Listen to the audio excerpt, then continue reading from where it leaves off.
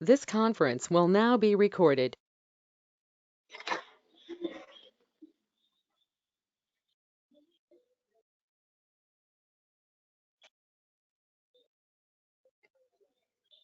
Sir, 7:30. Can I start? Yes, you can start. Thank you. Good evening and welcome to the final edition of the International Conference on Economics of Happiness and Welfare, jointly organized by Department of Economics, St. Joseph College Autonomous Irinjalakuda and Sacred Heart College, Chalakudi, Kerala, India. To mark its end in all its glory, we have with us as chief guest Dada Gunamuktananda, international professional in meditation, yoga, philosophy, and natural health sciences from USA. He'll be talking on the topic economics of love. Let me read out a short poem. Corona. Corona, you reminded us the power of love. You taught us the meaning of kindness, that we still stand a chance if we are together, that we are all interconnected in a zillion ways. We washed our hands frequently. We took care of our loved ones. Pace of life slowed to remind. Run or walk, you reach your grave, nevertheless the same. We still stand a chance to inherit a beautiful green earth, its fragrance and warmth. Over the course of 2 days, we dived deep into the topic, into a rarely touched but highly relevant topic in economics, especially in post-pandemic world, economics of happiness and welfare. With we had with us astute resource persons from all over the world talking to us about economics benefits of happiness, wealth and happiness in economics, love as an organization norm, economics as welfare science. Now it's time for the most awaited session of our international conference. We have the invited lecture of Dada Gunamuktananda on the topic Economics of Love. In order to officially welcome the gathering, I invite Dr. Chaco Jospi, Associate Professor and Head of Department of Sacred Heart College, Chalakudi. Over to you, sir. Thank you, Krishnagiri. The chief guest of the day, Dada Gunamuktananda, the principal of St. Joseph's College, Irinjalakuda, Dr. Sister Asha Teres, the principal of Sacred Heart College, Chalakudi, Dr. Sister Reena Itiajan, the IQAC coordinator of Sacred Heart College, Dr. Shirley Jose, head of the Department of Economics of St. Joseph's College, Ms. Daisy, other faculty members of both the departments. The economics department of Sacred Heart College, Chalakudi, and St. Joseph's College, Irinjalakuda, was very happy in organizing this conference on economics of happiness and welfare. We were listening to various resource persons who have given their reflections on various dimensions of the topic of economics of happiness and welfare. As I told you yesterday, there were many factors that motivated us to select this topic for this conference. One was the short film, The Economics of Happiness, and other was the current situation, which made us all think there is a lot of love in the world, because we see every corporate house or every individual coming up with altruistic activities to support the fellow beings during this pandemic time. I will also narrate another event that made me think of this topic. I was inspired to take up this topic for the conference based on a letter of Pope Francis, which was written in 2019 to the young economists and entrepreneurs worldwide. In that letter, Pope Francis dreams of a different kind of economy, one that brings life, not death, inclusive and not exclusive, humane, not dehumanizing, one that cares for the environment and does not despoil it. Pope Francis motivated the young economists to assemble in Assisi under the banner Economy of Francisco and enter into a covenant to change today's economy and to give a soul to the economy of tomorrow. Once we decided we will have a conference on the topic economics of happiness and welfare, I started searching for papers and paper presenters. So all of us searched the internet to find paper presenters, and immediately we found out one paper with an interesting title, Economics of Love. The paper, in a nutshell, is like this. There are currently two glaring indicators of social injustice in our present day society.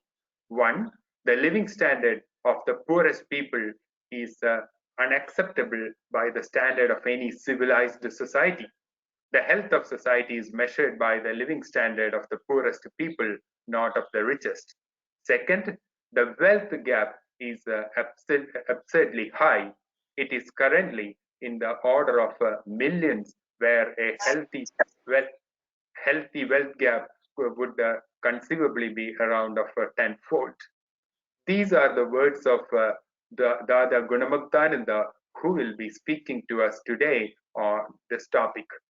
Based on various concepts like economic democracy, decentralized economy, cooperative industry, regional self-reliance, moral leadership, proper utilization of resources, rational distribution of wealth and resources, social progress in all spheres of life, he argues that we can achieve this if we can extend the spirit of love and welfare for our own families to all people, animals, plants, and the world as a part of our great universal family. This is the essence of economics of love, which is just some of the key aspects of the socio-economic paradigm introduced by mystic philosopher and social reformer and guru of Dada Gunamuktananda, Prabhat Ranjan Sarkar, which he called the progressive utilization theory, or PROUT. PROUT is a theory which exposes and overcomes the limitations of both capitalism and communism. And this is not something new for someone studying economics in India, because we were following a concept of mixed economy, which also has the same objective. PROUT aims to be economically progressive and improve social development. This was the essence of the paper that I read, written by Dada Gunamuktananda, titled The Economics of Love. Dada Gunamuktananda trained in meditation, yoga, philosophy, and natural health science in Australia, the Philippines, and India. He has been a qualified meditation teacher of Anandamaga since 1995 and has taught meditation in Australia, Europe, North America, and Middle East, the Far East, and South America. He is also the founding coordinator of the PR Sarkar Institute. So, with this much introduction, I think I will not take more of your time. I would just like to add one sentence, that when I requested him whether he could be the keynote addresser for this conference, he readily agreed without any hesitation. And we had several email communications, and we interacted personally to think about the topic, to discuss what should be the modality of this conference. And he was always so loving in his approach that I had no hesitation that his approach of economics of love is being practiced by him. So I invite Dada Gunamuktananda to give his address. Thank you, Dr. Chaco, for your kind words and your very gracious introduction. Thank you. I appreciate your goodwill and wishes and your very gracious introduction. Namaskar to everybody. Namaskaram. I would like to thank Dr. Chaco Jose for inviting me to speak on behalf of the Department of Economics of Sacred Heart College and the Department of Economics of St. Joseph's College. I thank the principals of those colleges, other faculty members, the organizing committee, and executive members. I also thank my esteemed co-presenters for indulging me. I am not an academic, so I am honored to be invited. I am also not an economist. I simply convey the teachings of my Gurudev, who I consider to be the master economist of the universe. I would like to, it's interesting that Dr. Chaco just now quoted Pope Francis, because my opening to my talk is a long quote from Pope Francis from his apostolic exhortation. And this is basically, I've shortened it a little bit, but it's basically it's the economic section of that publication. I will read it. It's a little bit long, but I think it's important that I read it because it says a lot. The need to resolve the structural causes of poverty cannot be delayed, not only for the pragmatic reason of its urgency, for the good order of society, but because society needs to be cured of a sickness which is weakening and frustrating it, and which can only lead to new crises. As long as the problems of the poor are not radically resolved by rejecting the absolute autonomy of markets and financial speculation, and by attacking the structural causes of inequality, no solution will be found for the world's problems, or for that matter, to any problems. Inequality is the root of social ills. The dignity of each human person and the pursuit of the common good are concerns which ought to shape all economic policies. We can no longer trust in the unseen forces and the invisible hand of the market. Growth in justice requires more than economic growth. While presupposing such growth, it requires decisions, programs, mechanisms, and processes specifically geared to a better distribution of income, the creation of sources of employment, and an integral promotion of the poor, which goes beyond a simple welfare mentality. The economy can no longer turn to remedies that are a new poison, such as attempting to increase profits by reducing the workforce and thereby adding to the ranks of the excluded.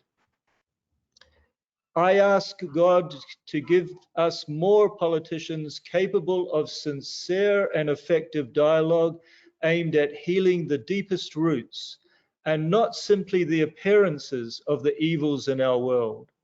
We need to be convinced that charity is the principle not only of micro relationships with friends, with family members, or with small groups, but also of macro relationships, social, economic, and political ones. Bring about a new political and economic mindset which would help to break down the wall of separation between the economy and the common good of society. Economy, as the very word indicates, should be the art of achieving a fitting management of our common home, which is the world as a whole. Each meaningful economic decision made in one part of the world has repercussions everywhere else. Consequently, no government can act without regard for shared responsibility. If we really want to achieve a healthy world economy, what is needed at this juncture of history is a more efficient way of interacting, which, with due regard for the sovereignty of each nation, ensures the economic well-being of all countries, not just a few. So the reason why I took the time to read such a long quote from Pope Francis is because I commend him for what he says and the views that he expounds, because they reflect very much the views of my own guru, Sri Prabhat Ranjan Sarkar, Sri Sharanandamurti, who propounded Prout, as Dr. Chako said in his introduction. Despite the need for the message that I just read from the Pope, I believe it is a good sign that spiritual leaders such as him are now beginning to speak out against the extreme social inequality and wealth disparity of our times. My own spiritual leader and guru, Sri Prabhat Ranjan Sarkar, said back in the 50s, in the interest of living beings, as a whole, capitalism must come to an end. Capitalism cannot serve humanity, while communism failed to serve humanity. Both capitalism and communism are dying. Capitalism will die a natural death, while communism died an unnatural death. He also said, the society needs a stir of life, vigor, and progress. And for this, Anandamarga advocates the progressive utilization.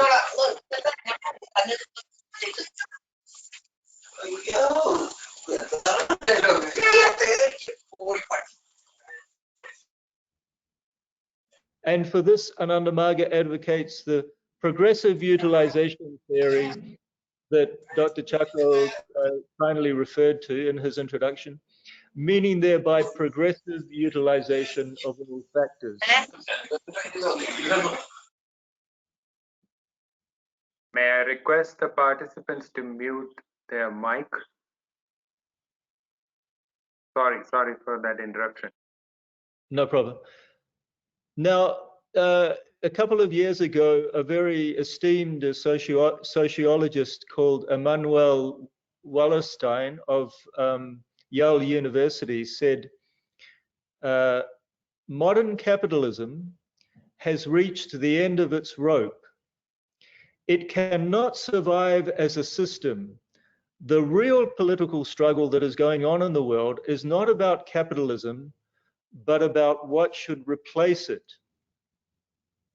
In other words, we pretty much now have come to a consensus that there is a need for a new system, but we don't, but people, there is a question, what should that system be? We know what we don't want, but what is it that we do want? I believe we don't need to think too hard about that, because what we want is automatically falling into place in our world. It's happening right now. Just as a global shift in consciousness is happening as we speak, a parallel shift in social awareness and concern is also happening as we speak. We are in the middle of it. Just as we are in the process of replacing the outmoded materialist values of the past few hundred years with new spiritual values, we are also in the process of replacing the outmoded capitalist socio-economic system with a new socio-economic system for the well-being of all people, animals, plants, and the planet. That new socio-economic model is organically falling into place in many different forms around the world. Dr. Chaco referred to the Pope's initiative of the Assisi Group, for example. There are many other ways in which a new economics is falling into place. There's something called donut economics in Holland, which is also grabbing people's attention. There's many other forms which I believe are all reflecting in one aspect or another the progressive utilization theory, or Prout, that my guru first introduced back in the 1950s.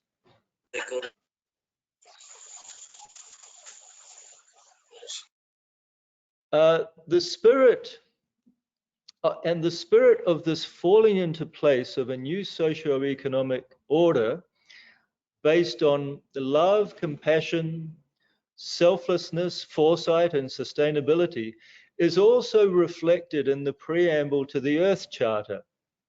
The Earth Charter being, of course, an international declaration of fundamental values and principles. In that preamble, it states, "We stand at a critical moment in Earth's history, a time when humanity must choose its future. As the world becomes increasingly interdependent and fragile, the future at once holds great peril and great promise. We must join together to bring forth a sustainable global society founded on respect for nature, universal human rights, economic justice, and a culture of peace. Towards this end, it is imperative that we, the peoples of Earth, declare our responsibility to one another, to the greater community of life, and to future generations." In other words, we need to share the love and spread the wealth. So I think it's evident to us all that this is happening and this is falling into place. This is going to happen. It's just a question of time. In fact, it is already happening. We are already in the process. We are in the middle of the shift, just as we are in the middle of a great global shift in consciousness on our planet. So what I want to do now is to go through some key aspects of Prout, the progressive utilization theory, the economics of love, which I believe will be the just and equitable socio-economic system of the future. These points that I want to go through were largely outlined by Dr. Chaco. I must say he's really done his homework in his introduction to my talk. Kudos to him, because he really he listed all the aspects that I want to go through now. I'm just going to add one or two at the beginning that I didn't include in the article that he referred to. The first is, now what are the aspects of the economics of love of the future of our society on this planet? The first is that it must, and this is the most important one because from this one everything else stems, it must be based on spirituality, not materialism. Up till now, socio-economic systems, and particularly communism and capitalism most recently, have been based on materialism. An socio-economic system which is truly beneficial and benevolent for all people and all creatures on our planet must be based on spirituality. What do I mean by spirituality? According to the yogic philosophy that I subscribe to, the ultimate purpose of human life is spiritual fulfillment. That means the realization of our own selves as the cosmic self. This is what we call, in yoga, we call self-realization. And the essence of that realization is the fulfillment of the deepest human desire for unity, peace, and bliss. This spiritual thirst is quenched by spiritual practice, including meditation. For spiritual practice, however, first we must have mental strength and balance of mind. And for that, we must also have our physical requirements fulfilled too. A healthy mind lives in a healthy body. For spiritual practice, a healthy mind is required. And for the mind to function properly, the body must also be properly maintained. Physical requirements must precede psycho-spiritual development and elevation. So spirituality is linked to the socio-economic necessities. That's why I say that a truly benevolent socio-economic system must be based on spirituality.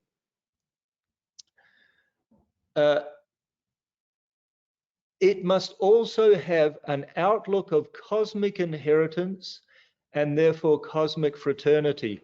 Out of the philosophy of spiritual oneness comes the concept of cosmic oneness, cosmic inheritance, and cosmic fraternity. The feeling that we are all one. We all exist within the one cosmic scheme of things. We are all part of the one cosmic family. We are one universal family. And as a family, we must take care of each and every member of that family, be it a human being, be it animal, be it plant. We are all of us, all people, all creatures, all beings, part of the one with this, part of the same family. And just in the same way that each family takes proper care of their children, parents try to take proper care of their children. It's only natural, because they have such a bond of love and affection for their children. So they make sure that all their basic needs are met, that everyone has enough food, clothing, education, and medical treatment. In the same way, Prout, the progressive utilization theory, is the application of the family spirit to our larger society, recognizing that we are all part of the one universal family, and as such, we should strive to meet the needs of all people and all creatures. Next, there must be, in a truly benevolent socio-economic system, there must be truly benevolent leadership. Leadership must be moral leadership, ethical, benevolent. Leadership should be in the hands of the people who have that feeling of cosmic oneness and fraternity with all deep in their hearts. People act selfishly because they don't feel the connection between themselves and others. They don't understand how their actions ultimately affect themselves as an integral part of society and affect others. It's only those people who feel that connection with others, whose hearts feel the hearts of all, who consider the welfare, and this is a very important point.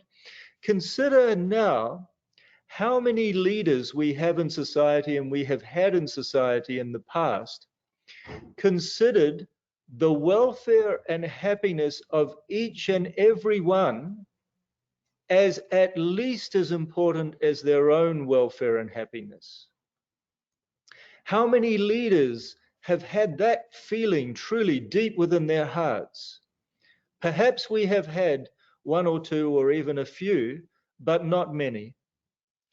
But going forward from this point onwards, we need, and people are recognizing also, due to the very poor example of leadership that we've been witnessing these last few years on the world stage, we realize now that going forward, We need compassionate leadership. We need ethical leadership. We need benevolent leadership. And also, another very important point is that leadership must not be vested just in one person's hands. It must be collective leadership. So for the collective good, we need collective leadership, and we need leaders in positions of authority that have strong moral integrity, exemplary conduct, and selfless dedication to the society.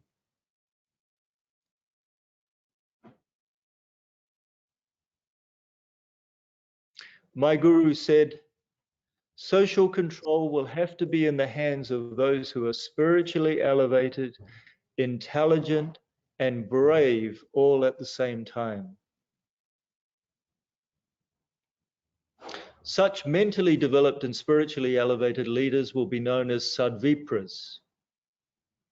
Those spiritual revolutionaries who work for progressive changes in human elevation on a well-thought and pre-planned basis by adhering to Dharma and Niyama, the principles of morality. Very important.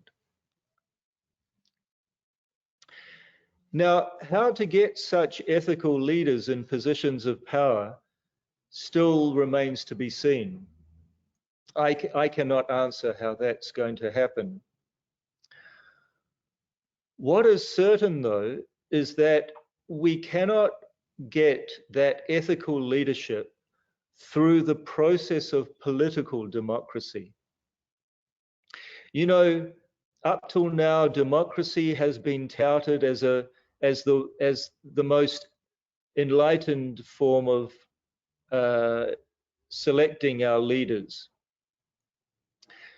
But people, just as people are also realizing the drawbacks and the inequities and the injustices of capitalism, we are also realizing now more and more that the capitalists have been using the system of democracy, of political democracy, in order to gain control of politicians. The capitalists buy the politicians, and the politicians buy the votes. It's very clear. We know that. This is plain as day. We know that this is happening. So in the system, and it's been happening for some time now. So in the system of political democracy, the process is used by those with money to obtain power. In order to get votes, the politicians use the media, and they use other forms of buying votes. I know in India, for example, I've heard that they even go around before elections distributing sacks of grains and pulses to the poor people, just in order to buy the votes for the elections. But after the elections, what happens? The poor people don't see those politicians anymore, and they don't see the promises of those politicians either. So this system of political democracy that we've been living with for the past 50 or 100 years or whatever it's been is not giving us the result that we really need for a benevolent society. People talked about the universal suffrage, the greatness of everybody having a right to vote. But this is not beneficial, because, like, for example, when you go for a drive, if you want to drive a car, we don't say at the age of 18, anybody can drive a car. That would be plainly dangerous. In the same way, it has been dangerous, and it has led to exploitation and injustice in our society, to give everybody the right to vote over the age of 18 in our society. Universal suffrage has been destructive. In order for political democracy to really be beneficial, it should be compartmentalized into those people who have morality, those candidates and voters who have the requisite ethical standard, the requisite morality. They follow Dharma Niyama, the principles of spiritual morality.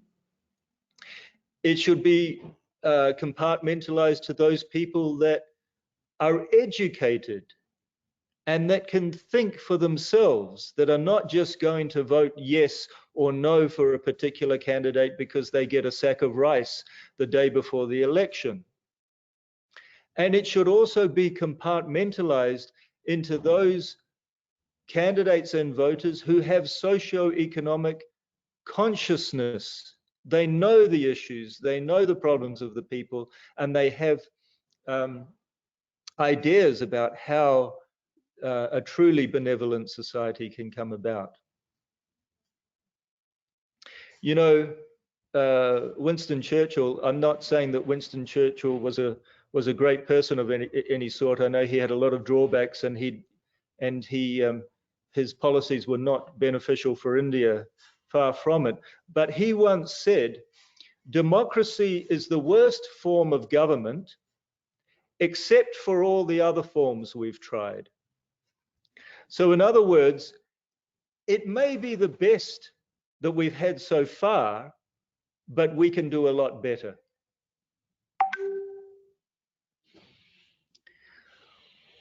My guru was my Gurudev Sri Prabhat Ranjan Sarkar. When he was a young man, he was in contact with Subhash Chandra Bose and Netaji Subhash Chandra Bose and M.N. Roy, the economist M.N. Roy. And he once asked them both, they both met him on one particular occasion. And he once asked them, and he asked them on that occasion, which was before the independence of India. He asked, this must have been, I think it was the early 40s that this meeting took place. And he asked them, what should India strive for first? Political independence or economic independence? Political democracy, political independence or economic independence. And Netaji Subhash Chandra Bose said political independence, and M.N. Roy said economic independence.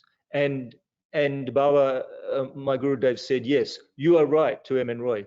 It should be economic independence, but then India went the other way and fought for political independence. Of course, political independence is good.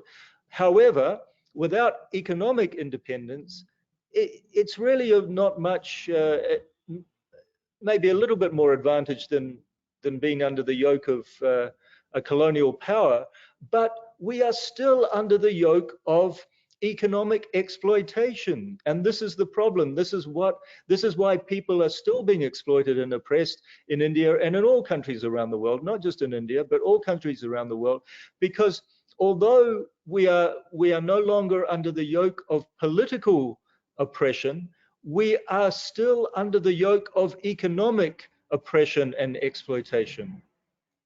So rather than political democracy, we need economic democracy. What do I mean by economic democracy? Economic democracy is the power of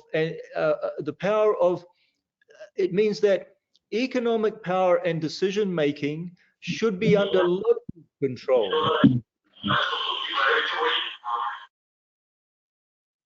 Economic power and decision making should be under local control because it's the local leaders and planners who have local sentiments, who best understand the problems of the area and are able to implement policies quickly and effectively.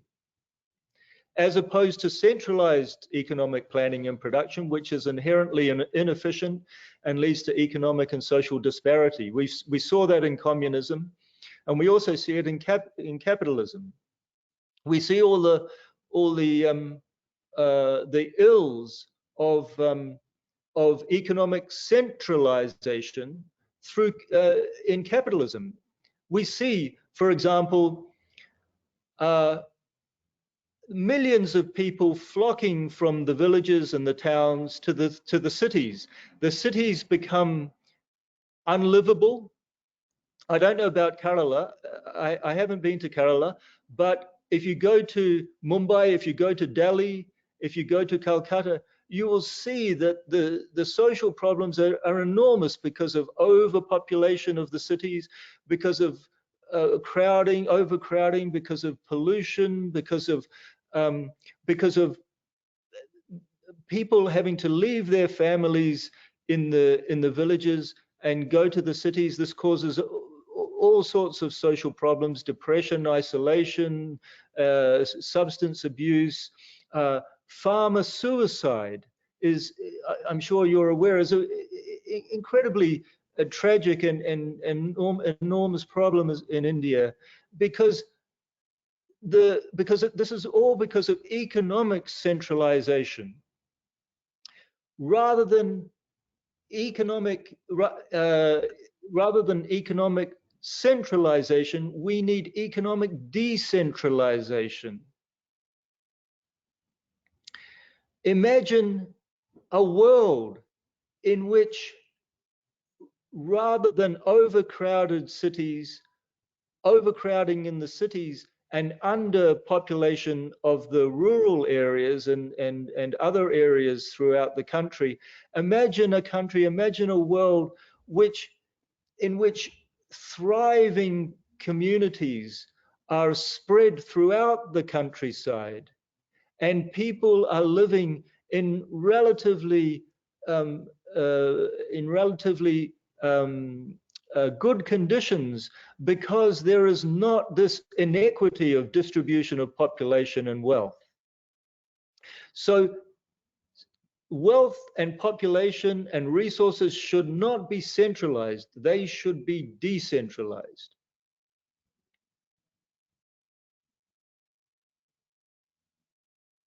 Economic decentralization is healthiest for people, animals, plants, and the planet. We need to go from a centralized to a decentralized economy, where leaders are local people with local sentiments and planners understand the problems of the local area. Some other aspects of economic decentralization are block level planning, from the grassroots up, not from the top down. Bottom up planning. Local control and administration of all resources and industry. That includes no outsiders should be allowed to interfere with the local economy, because this is also a very big problem. Local labor. Locals should be shareholders, stakeholders, and employees in local economic enterprises. Locally produced commodities should be given priority in the marketplace.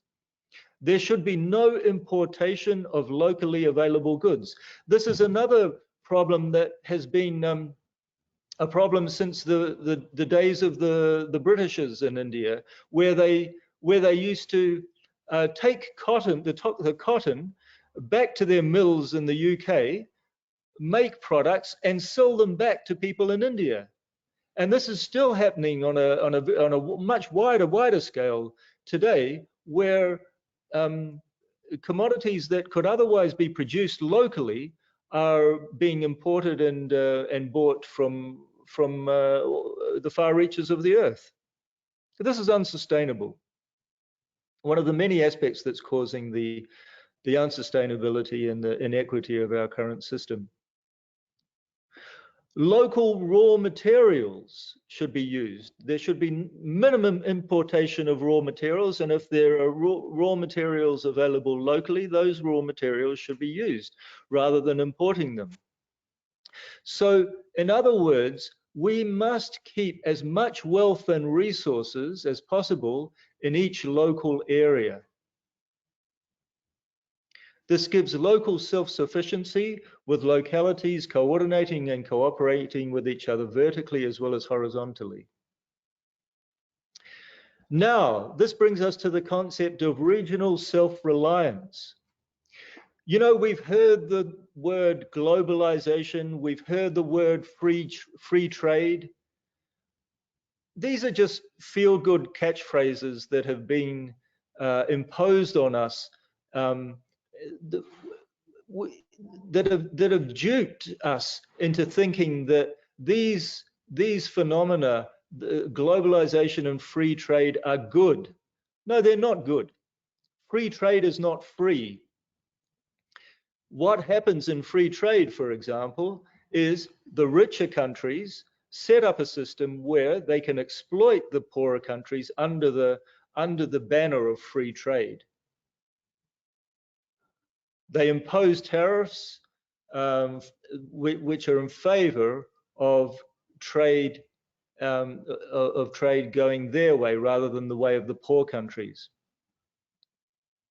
So true globalization not only means bringing people of all cultures together in a global society, which hasn't been part of the concept of globalization, which has been imposed on us by rich countries, by the way.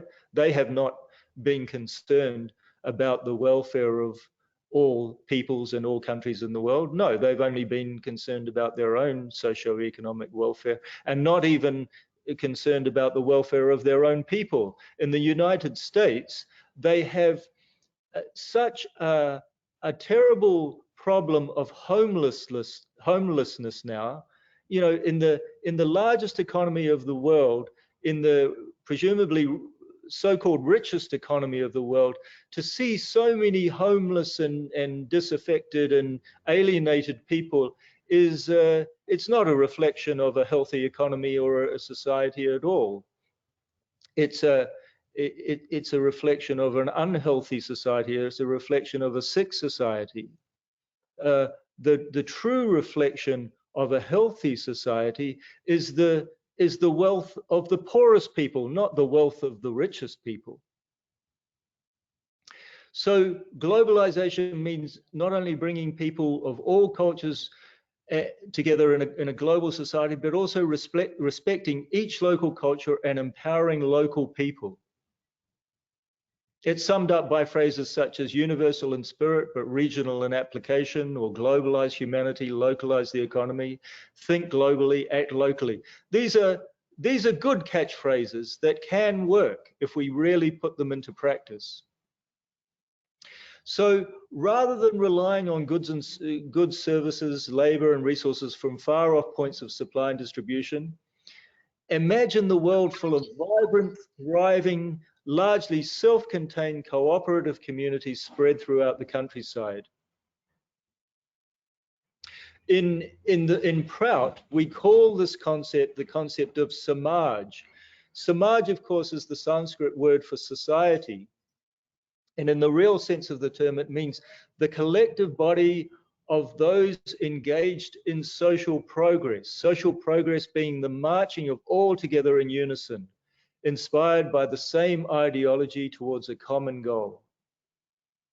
So the concept of samaj, or self-sufficient socio-economic zones, is a very important one. We also use the Sanskrit word samaj in relation to self-sufficient socio-economic zones.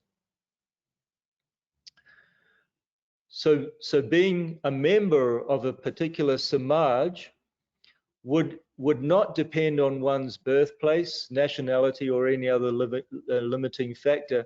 It would only depend on the feeling of anybody that wants to be a part of that samaj. They must have the feeling that they're merging their own socio-economic interest with the socio-economic interest of the concerned samaj.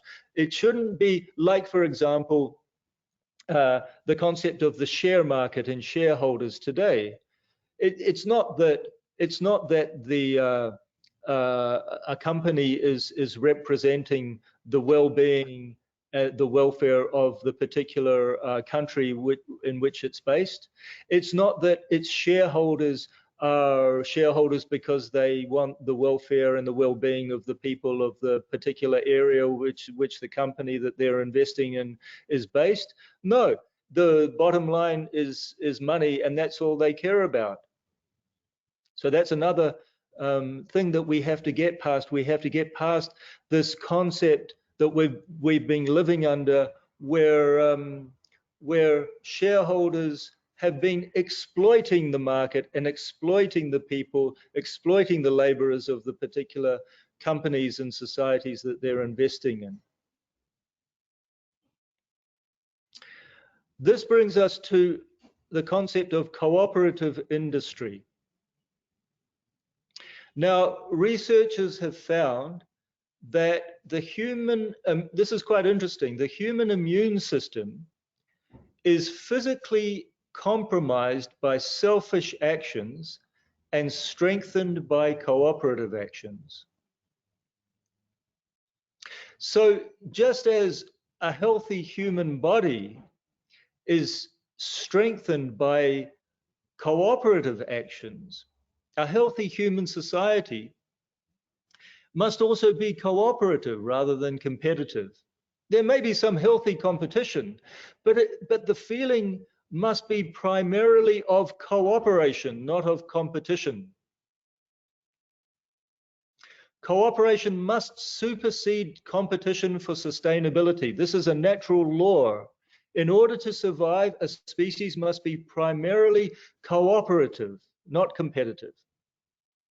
So we need to shift the emphasis from corporate, I'm fond of using this little phrase here now, we need to shift from cooperation to cooperation, from corporate to cooperative industry, from Wall Street to Main Street.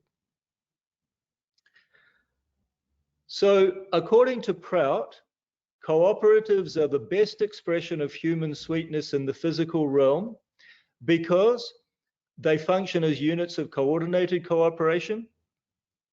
Each member has the feeling of oneness with the job because he or she contributes directly to the operation and decision-making process of the cooperative. Each member gets ample opportunity for the development of his or her latent potentialities. Each member has, rather than slaving under an employer that they have to slave for 8 or 10 or 12 hours a day and then go home tired and then do it all again the next day. Each member has the feeling of ownership because he or she owns shares in the cooperative according to land, capital, or equipment contributed. So in this concept of cooperatives, people will get shares according to what they contribute, and that contribution doesn't necessarily need to be money. It can be land, it can be equipment, it can be labor. So it's according to the value of their contribution. The wealth and resources of many individuals are combined for the benefit of the co-op as a whole. For example, the utilization of land is maximized in this way. We know, for example, that a boundary land, the more boundary land there is in any agricultural enterprise, the more wastage of the land there is, because that boundary land cannot be utilized properly. The more we can amalgamate land and minimize boundary land, the more advantageous it is, because that boundary land can also be used as agricultural land. So the wealth and resources of many individuals combined into the enterprise of a cooperative is very beneficial for the wealth and well-being of those individuals, because it leads to the optimal production and distribution of goods and services. Incidentally, cooperatives, of course, there are cooperatives in today's society, and there have been in the last 100, 200 years whatever. But for cooperatives to really thrive and be successful, they need to be operating in a decentralized economy, not the centralized economy that we've been laboring under these last 100 or 200 years. We need to have a decentralized economy for cooperatives to really shine and to really thrive. Other essential factors for the operation of cooperatives are morality, a strong administration, and a wholehearted acceptance of the system amongst all the members of the co-op. The next point, there must be proper utilization of resources. Now, the politicians and the capitalists are fond of telling us, for example, that overpopulation is a big problem in our world today, and that we don't have enough resources, to feed everybody, that we don't have enough resources to provide a decent standard of living to everybody. This is rubbish. This is what they tell us in order to assuage us, in order to pacify us. This is what they tell us in order to justify the system of capitalism that has been exploiting us for the last 100, 200, 300 years, whatever it's been. We do, in fact, have enough resources for our population. We have enough resources for 10 billion people in the world, not just the 7 billion or the 8 billion that we currently have. We probably have enough resources for 15 billion people in the world. The problem is not under supply of resources. The problem is the misutilization of resources, misutilization and misdistribution of resources.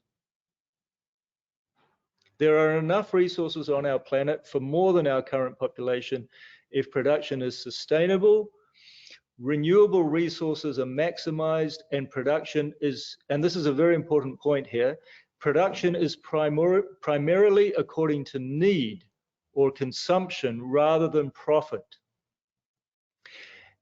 If production is for profit, which it has been in the last 100 years or so, then we see the result of that there is a huge misutilization of resources in producing goods and services that people don't really need or even want. The production for profit has been used in order to convince people that they want goods and services that they don't really want or need, and the only good those goods and services do is increase the profits of the ones that are selling them. And in the meantime, the world's resources get depleted and misutilized. There should also, not only should there be a proper utilization of the world's wealth and resources, but there should also be a rational distribution of wealth and resources.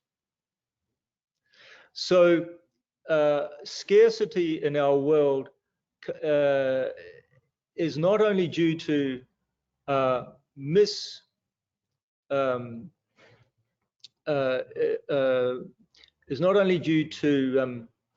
misutilization, but also misdistribution. We need a world in which there is not necessarily equal distribution of wealth and resources, but an equitable distribution of wealth and resources, according to people's needs and according to people's real necessity. The needs and necessity of people and also communities. We can see I don't think we've ever had such an extreme disparity of wealth and resources as we are currently witnessing today. When I got up this morning and I started to think about presenting this talk, I hadn't thought of it before, but the image of now I've forgotten his name. I think he's the wealthiest man in India. He's built his his house in the middle of a slum in Mumbai. And I saw a photo of it once. I should actually go back and search for it. It's the most expensive residential dwelling in the world, and it stands in the middle of a slum. And I don't think there's a more graphic example of the obscene disparity of wealth in our world as that. The wealth of the wealthiest is of the order of billions times more than the wealth of the poorest people in our society. The poorest people in our society have nothing. They are living in dirt. They are living in such extreme poverty that it's just unimaginable how people live. We see it every day on the streets, when we walk in the streets. If we compare that to the wealth of the wealthiest in the society with of the order of billions and billions of dollars, this situation is clearly it's not only not sustainable, it's downright wrong. Prabhat Ranjan Sarkar, my Gurudev who propounded Prout, he actually said that this mentality of over-accumulation, that leads to such extreme wealth disparity and resource disparity in our society, is actually a psychic disease. It's an illness. So, and it's an illness which not only affects the poor people, but it also affects those that have that illness. It affects the people with too much as well, because they are also not happy. They also don't have a meaning in their lives other than that of accumulating more and more money. So they can also not be happy. The poor cannot be happy because they don't have enough, and the wealthy can also not be happy because they have too much. It affects them also, even though it's a psychic disease that compels them to accumulate more and more and more. They don't realize it, but it impacts their own health and well-being as well. Not to speak of what to speak of karmically, in terms of not only this life but future lives as well. So, according to Prout, first of all, the minimum requirements of life, of food, clothing, shelter, education, and medical treatment, must be guaranteed to all through full and meaningful employment. And if someone is not able to work through disability or old age or whatever other means, there should be adequate social security as well.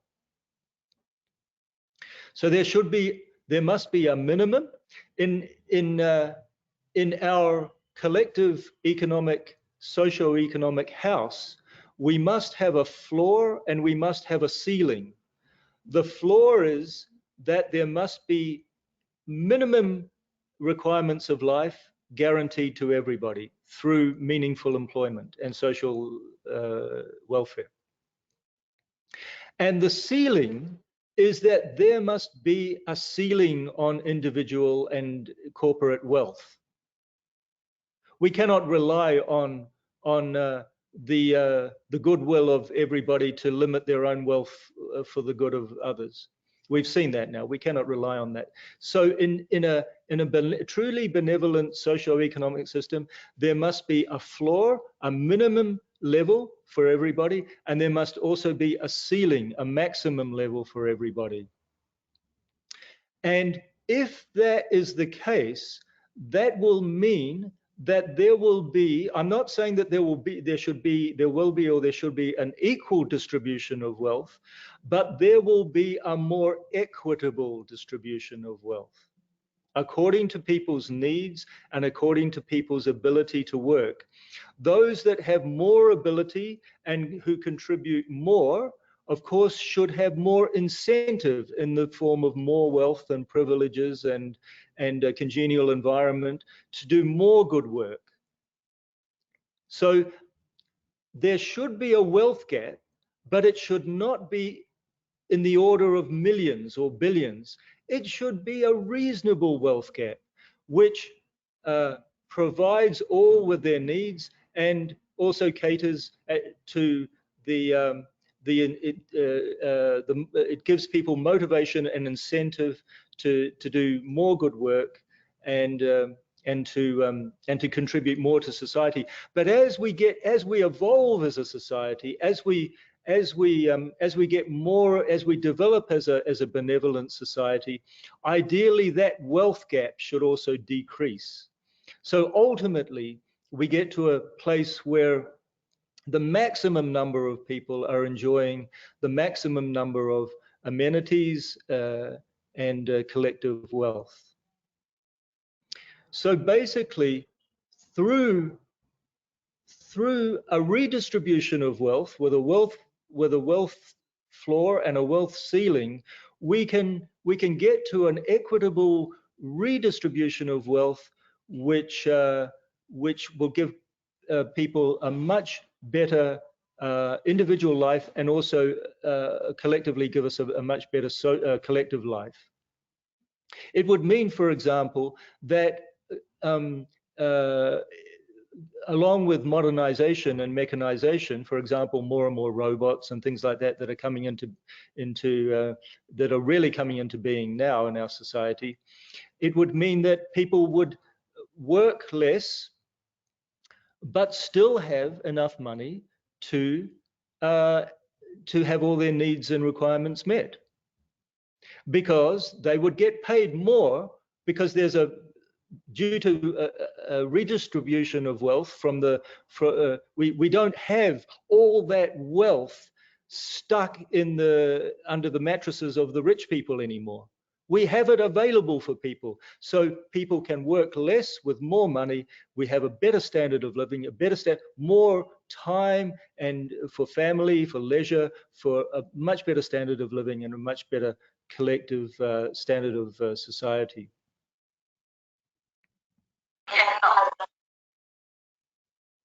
So this brings us, I've almost got to the end of my talk. So in general, we need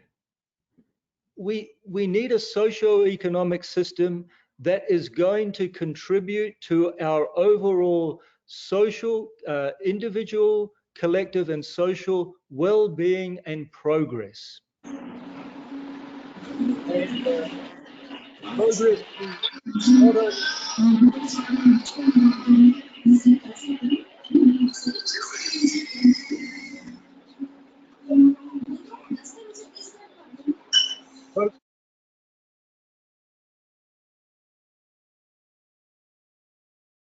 You have to unmute yourself, Dada. You have to unmute yourself.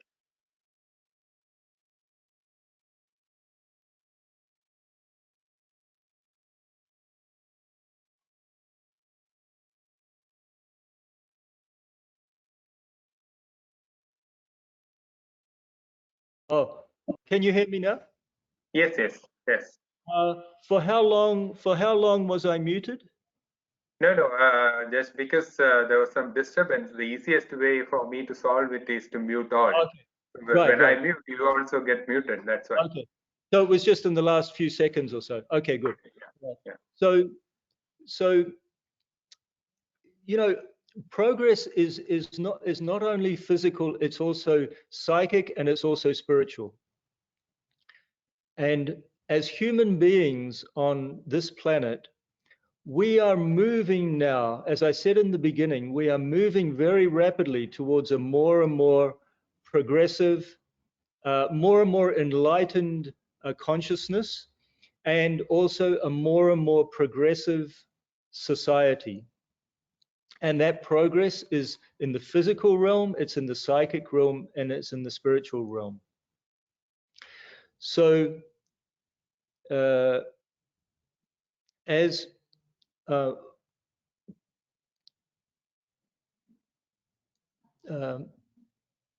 just as, for example, a tree has the freedom to grow, but the responsibility to give fruit and shade. For every privilege, there is an obligation. I know this feeling is more prevalent in India and in the East than it is in the West. But for true human progress, for real progress on our planet, we all have to have this feeling, the feeling of the tree, that we need the freedom to grow and to progress. But that freedom also comes with an obligation to all the others in society.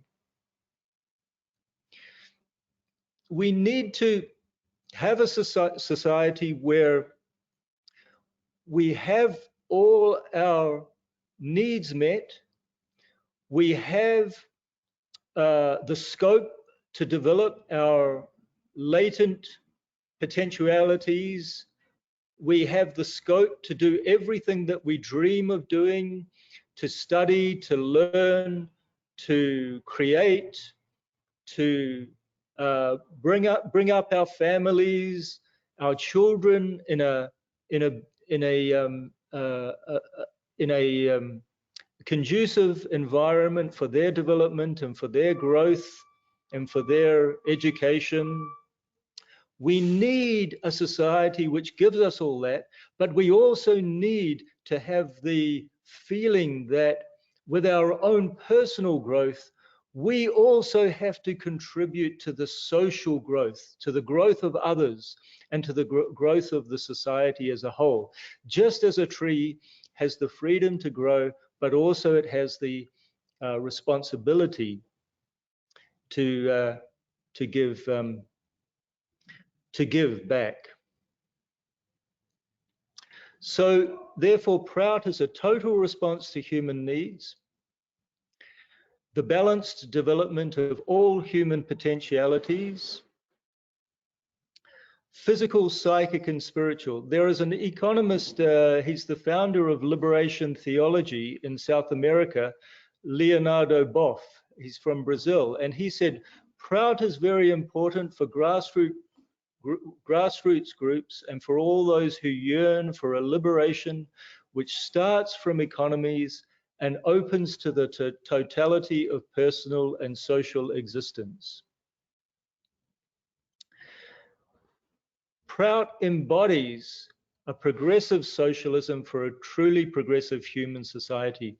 And I just want to finish now by quoting, it's very interesting that the name of this conference is the Economics of Happiness and Welfare Conference.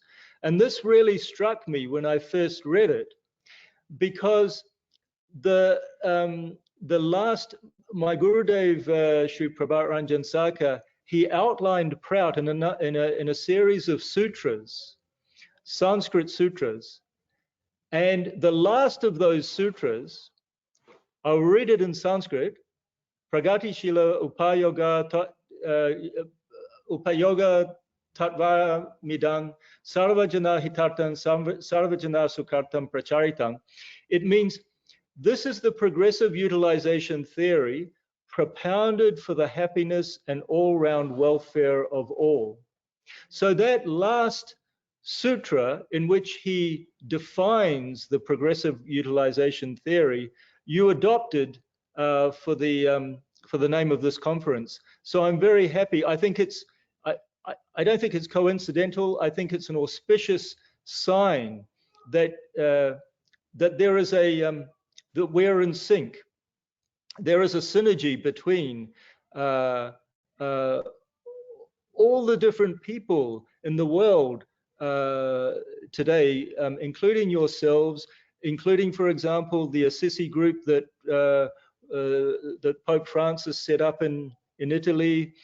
There are so many different groups around the world, and that are organically putting into place what will be the economics of love, the socio-economic, the benevolent socio-economic system and model of the future. And I believe that we are all in synergy, because with our evolution of human consciousness, we are coming together psychically, as well as more psychically, more physically, more spiritually, more and more and more. We are becoming closer and closer and closer in our ideals, in our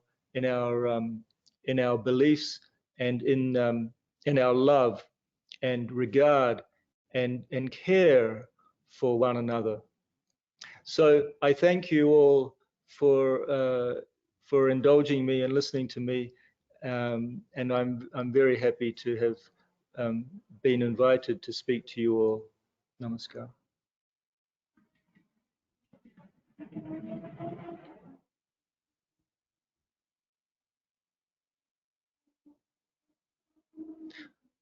Actually, something else just came to mind. I can finish with a short story. In 1979, my Gurudev visited Europe, and he was in Switzerland, and a Swiss devotee asked him. His 5-year-old daughter was standing next to him as he asked this question to my Gurudev. He asked, "Will we see this new economic system in our lifetimes?" And Baba pointed to his daughter, pointed to him, and said, "You won't." But then he pointed to his 5-year-old daughter and said, "But she will." That was in 1979. She was 5 years old now, then. So if we do the maths, it means that within the next 20 or 30 years, we will see a significant change in a significant move, if not a full shift, towards a more a completely benevolent and non-exploitative socio-economic system in our society. In other words, we will replace capitalism within the next 20 or 30 years.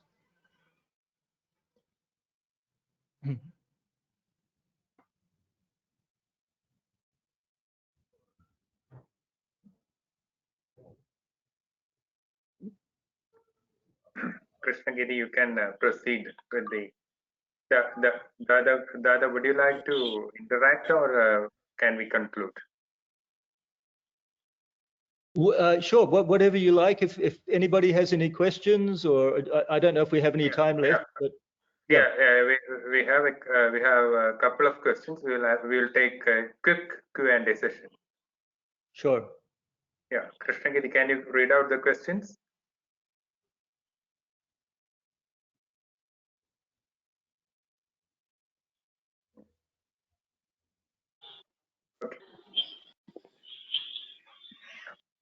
Hello, sir. Am I audible? Yes, you are. Okay, please read out the question. Hello. Am I audible, sir? Yes, you are. You are audible. Okay. Dada, the first question is, okay. Unless there is a mass awakening, the system of economic democracy seems difficult. So, do you believe the first step should be awakening? But in a system where quality education is itself a question, how should one go about it? The question is from Basil Behanan Baby. Is the question clear? I think the two are happening in parallel. It's true that for an enlightened future, we need enlightened leaders and we need an enlightened system. But I think that the two are when I say enlightened, I don't mean fully enlightened. I mean a more enlightened. So we need more enlightened leaders and we need a more enlightened world in general. But I believe that the two are happening in parallel. That as we become more enlightened, more socially conscious, more benevolent and compassionate and empathetic towards other people and other countries and the whole world in general, in parallel to that, we are, just as a matter of course, automatically, it means that we are also developing, we're also putting into place the socio-economic system of the future. So I think it's, you know, it reminds me of a story. Once somebody asked Baba, my Gurudev, should we not do meditation first, get enlightenment, and then help the people? He said, no, you should do both at the same time. The people cannot wait for you to get enlightenment. we cannot wait for us all to become enlightened to get to a state where we first, because to become enlightened, as I said in the beginning, we need to do spiritual practice, to fulfill ourselves spiritually. We need physical and mental resources. We need to be fulfilled physically and mentally, but so that we can work on our spiritual fulfillment. So these two things must go in parallel. One cannot go before the other. Does that answer your question?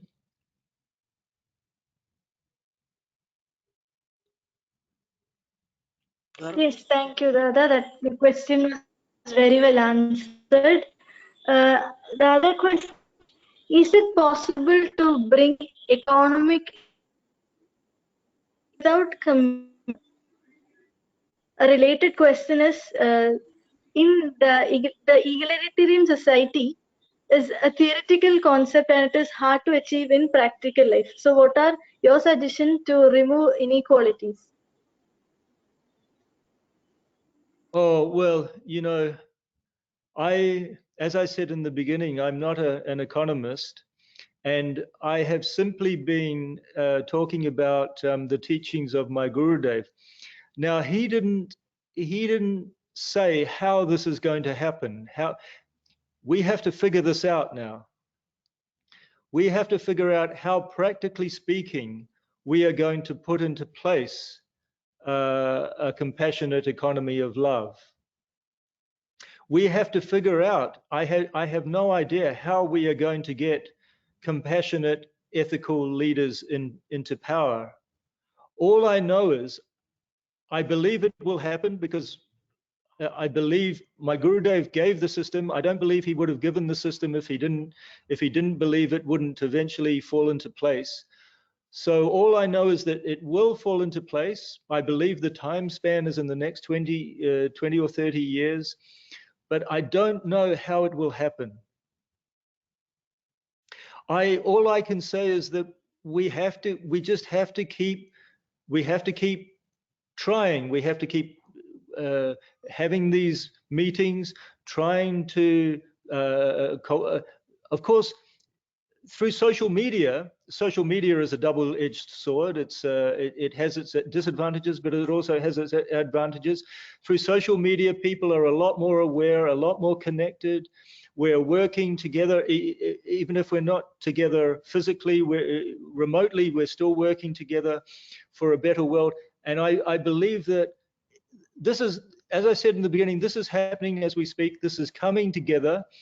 I don't know how, I can't say how we can accelerate it or bring it sooner, but I believe it's happening as we speak and it's coming together.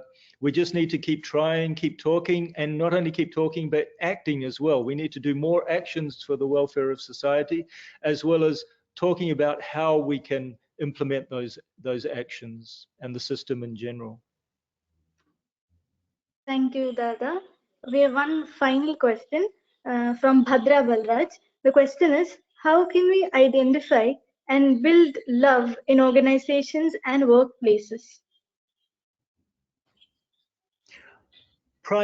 Primarily through, I believe meditation is the primary practice, through spiritual practice in general. Now, when I say spiritual practice, I'm not saying that spiritual practice is the property of any one religion. I believe spiritual practice is for all people of the world, of all religions, of all culture, of all communities. Spiritual practice meaning, in essence, finding God within oneself. And in finding God within oneself, recognizing God in everyone else.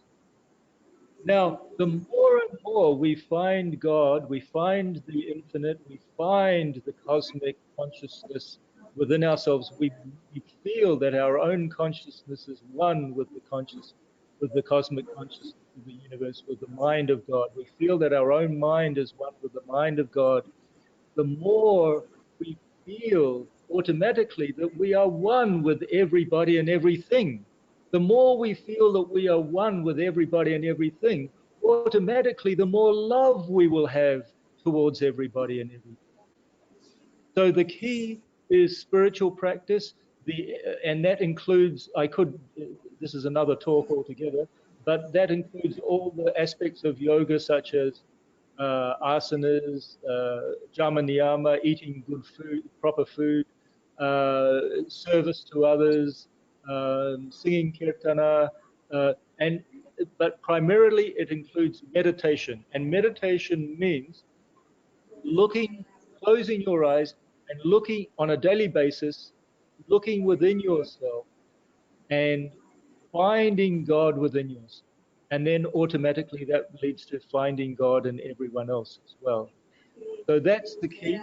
If you would like to learn meditation, go to anandamarga.org or let me know and I will refer you to your local meditation teacher.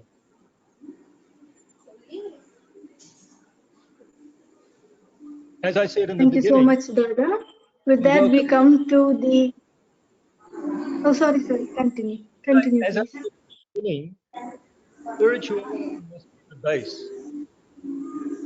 Spirituality meaning the feeling of godhood within oneself and within all others.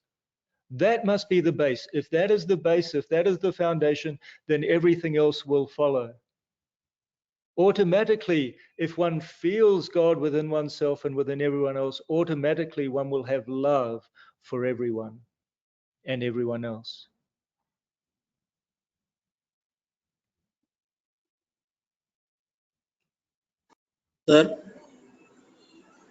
Sir, Yes. during this pandemic situation, some people are economically well off. Do you think during this situation also they are happy? I don't think that just because they're economically well off, they're any happier than anybody else. As I said before, the people with a lot of wealth and resources are not necessarily happy. They're also suffering. Do you think, for example, with the richest man in India, when he looks out from his window and sees the slums below him, do you think he would be happy? I don't think he would be happy. Perhaps he would be superficially happy if he is mean-minded, but I think deep within his heart, he has pain to see that.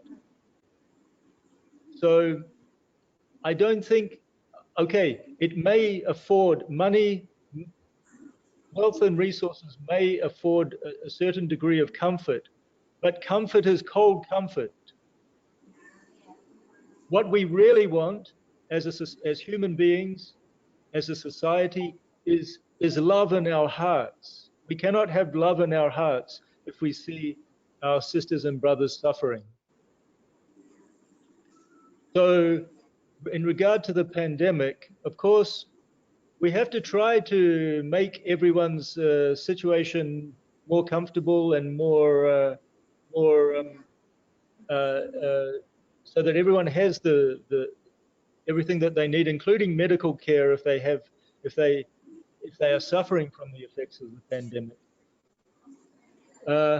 But ultimately, what is really going to give us happiness is love in our hearts, not the cold comfort that money can buy.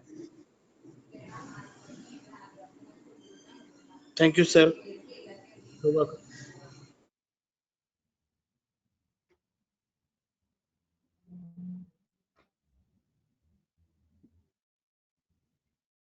Krishnagiri, you can invite Nijil sir to propose word of thanks.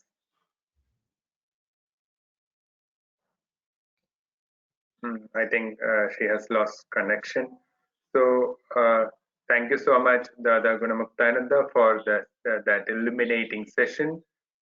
We really got insights into the economics of love and how it can be practiced in the real world.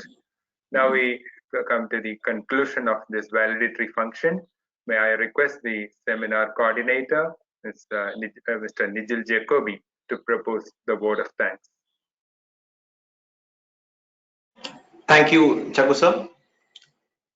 Respected Chief Guest, Dada Gunamuktananda, International Professional in Meditation, Yoga, Philosophy, and Natural Health Sciences, USA. Dr. Chaku Jospi, Associate Professor and Head and Conference Convener. And my dear participants from all over the world, very greetings to all. Our two-day international conference was started with a question: how can we live a happy life in the stressful and pandemic days? Or is there any magical key to open the door of happiness successfully?